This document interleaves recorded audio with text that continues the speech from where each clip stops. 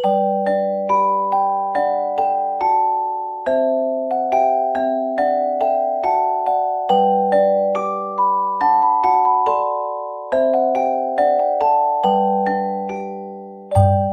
Everyone, welcome back to my channel রাজনন্দিনীর ছোট্ট সংসারে তোমাদের অনেক অনেক স্বাগত আর অনেক অনেক ভালোবাসা। সকাল সকাল দুধ চা করে নিলাম, তারপরে এখানে মেয়েকে দুধ পাউরুটি দিয়েছি। সবার জন্যই পাউরুটি আজকে একটু গরম করে নিয়েছি, ছেঁকে নিলাম, সবাইকেই দেবো। চায়ের সাথেও আমি খেলাম আর তারপরে স্নান টান করে চলে এসেছি একেবারে ঘরে।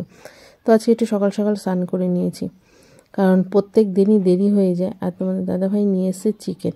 এখন স্নান টান করে যেই রেডি হয়ে ফ্রেশ হয়ে ঠাকুর পুজো দিতে যাব তখন দেখি নিয়ে এসেছে চিকেন। তো কি বিরক্ত লাগে বলো। তো যাই হোক, ওটাকে আবার পুজো করতে বসার আগে আবার আমাকে ফ্রেশ হয়ে নিতে লাগবে।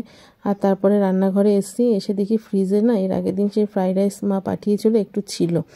তো আমি ভাবলাম বেশ একটু ডিম দিয়ে এগ ফ্রাইড রাইস করে ফেলি। তো এখানে দুখানা ডিম দিয়েছি, দিয়ে যে ফ্রাইড রাইসটা ছিল সেটা দিয়ে আমি আবার একটু গরম করে নিলাম। তো খেতে বেশ ভালোই লেগেছিলো। আর মেয়ে তোমাদের দাদাভাই এরা একটু পাউরুটি দিয়ে তোমার হলো কেউ দুধ খেয়েছে, কেউ চা খেয়েছে, ওরা আর কেউ খায়নি।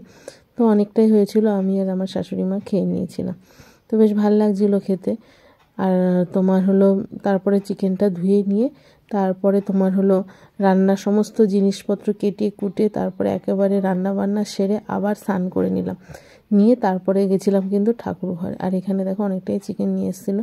আর যখনই বলি আর কি যে চিকেন যখনই আনবে আমাকে একটু আগে জানিয়ে দেবে, তাহলে কি আমার এই স্নান টান করে না আর আমার এই মাংসের মধ্যে হাত দিতে একদমই ভালো লাগে না। তো যাই হোক, নিয়ে ফেলেছে, আর তো কিছু করার নেই। তো এখানে দেখো ভালো করে পরিষ্কার করে ধুয়ে নিলাম।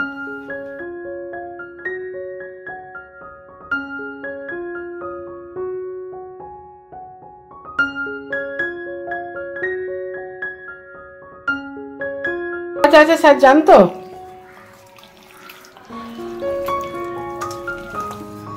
সমস্ত মশলা দিয়েছে এর মধ্যে, জিরের গুঁড়ো, ধনের গুঁড়ো, মিট মশলা, গরম মশলাটা শুধু দিইনি, একটু সামান্য তেল, লবণ, হলুদ, একটু কাশ্মীরি লঙ্কার গুঁড়ো, সমস্ত কিছু দিয়ে একটু একটু লেবু দিয়েছি। টক দই দিলে ভালো হতো, কিন্তু টক দইটা নেই, তার জন্য লেবু দিয়েছি। ভালো করে মেখে কিছুক্ষণ রেখে দেবো।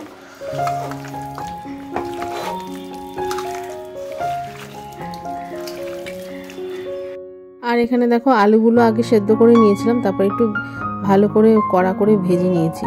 আর এখানে আমার ভাতটাও হয়ে গেছে, খুব তাড়াতাড়ি মানে রান্নাটা করলাম। মানে এদিকে মেয়ের পড়া আছে তোমার হলো আর আগে থেকে আমাকে যেহেতু বলেনি যে চিকেন আনবে, তাহলে আমি একটু গুছিয়ে রাখতে পারি। একদম সময়ের মধ্যে 1 ঘন্টা হাতে সময় নিয়েছিলাম, তার মধ্যে কিন্তু আমি চিকেন রান্নাটা পুরো কমপ্লিট করে ফেলেছিলাম। আর এখানে দেখো গরম জল করে ফেলেছি। তো আজকে কিন্তু আমার রান্না করতে খুব একটা সময় লাগেনি। মাছের থেকে আমার চিকেনটা রান্না করতে তাড়াতাড়ি হয়ে যায়। সব কিছু পেস্ট করে রেখেছিলাম। আর এখানে দেখো মাংসে যে তেল ছাড়ছে, তো মাংসের তেল ছাড়ছে, তাহলে এবার গরম জলটা একটু ঢেলে দিই। আর রান্না বান্না সেরে না একেবারে আবার স্নান করে নিয়েছিলাম, নিয়ে ফ্রেশ হয়ে তারপরে এসেছি ঠাকুর ঘরে।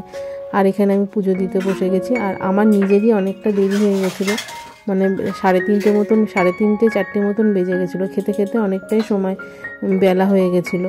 এদিকে সবার খাওয়া দাওয়া কমপ্লিট হয়ে গেছে, রান্নাঘর সমস্ত কিছু পরিষ্কার করে নিয়েছি।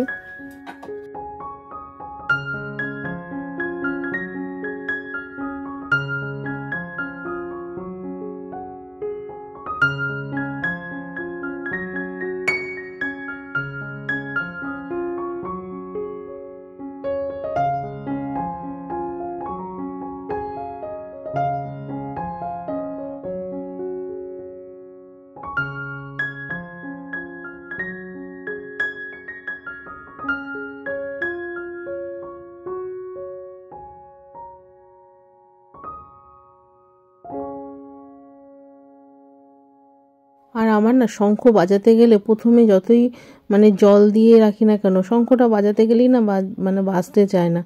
তো আমার মেয়ে বাজায় কি সুন্দর মানে আওয়াজ হয়, আর আমি বাজাতেই পারি না। আর এখানে দেখো ঠাকুর পুজো হয়ে গেছে। আর আজকে আমি একটা গাঁদা ফুলের মালা লক্ষ্মী ঠাকুরের গলায় দিয়েছি, তো অনেকগুলো ফুল নিয়ে এসেছিলো। আর এবার আমি তুলসীতলাও ধূপকাঠিটা দিয়ে আজকের মতন ব্লগটা এখানেই শেষ করছি। ভালো লাগলে অবশ্যই লাইক কমেন্ট শেয়ার করো, আর খুব ভালো লাগলে আমার চ্যানেলটাকে সাবস্ক্রাইব করে পাশে থেকো।